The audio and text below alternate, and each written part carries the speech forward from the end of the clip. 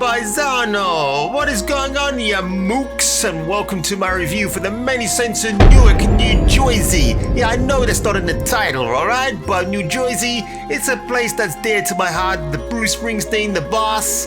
And speaking of bosses, if you like this review today, do the boss thing and hit that like and that subscribe button, because if you don't, I'm gonna find you. I'm gonna make you swear bullets out of your asshole. You got that? Kabish?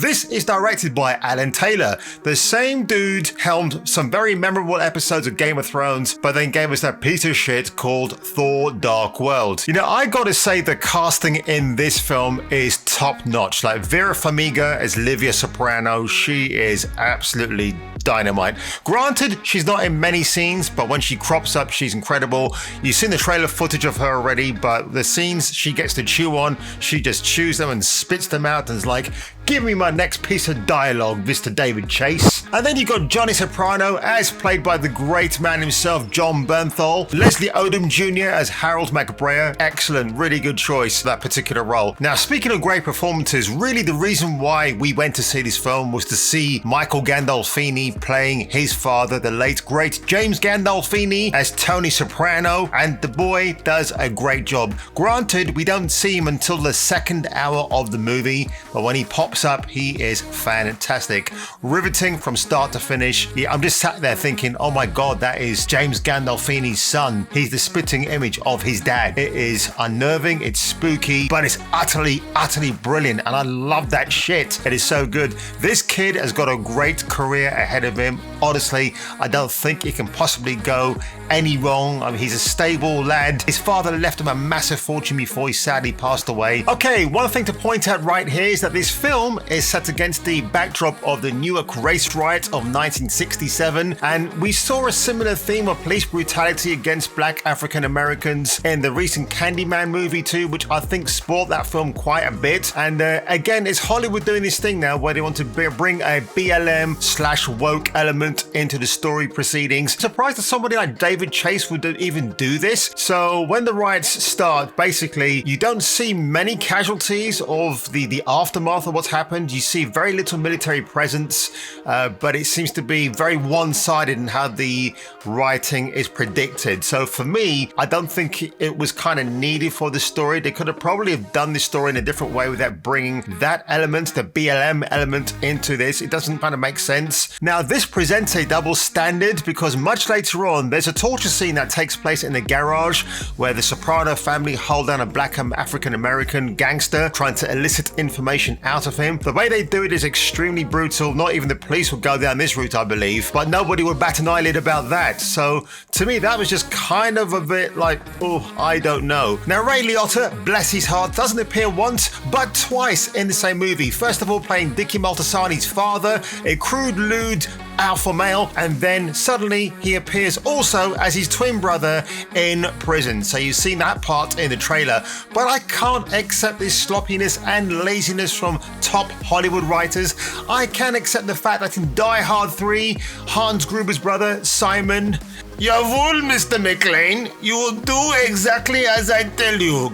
You understand, Fräulein?" That was just the worst German accent ever. I don't apologize for that, but let's carry on with my point. And the point being, I can accept that brother, whatever you want to call it, interjection into the movie proceedings. But then Hugh Jackman's also guilty of this in Logan, where you don't have a different actor playing a different version of that Wolverine. It's got to be him, just with a skinhead and everything else. It just looked really odd. Even though that's a great movie, that moment in the movie took it out for me as well. So why they had this in this particular film, I don't get it. Maybe Warner Brothers or Toby Emmerich, one of the producers of the film, wanted to make some shortcuts, and yeah, it kind of, and I guess in that respect, this film loses some points for me on that level. So shame on you, Hollywood screenwriters.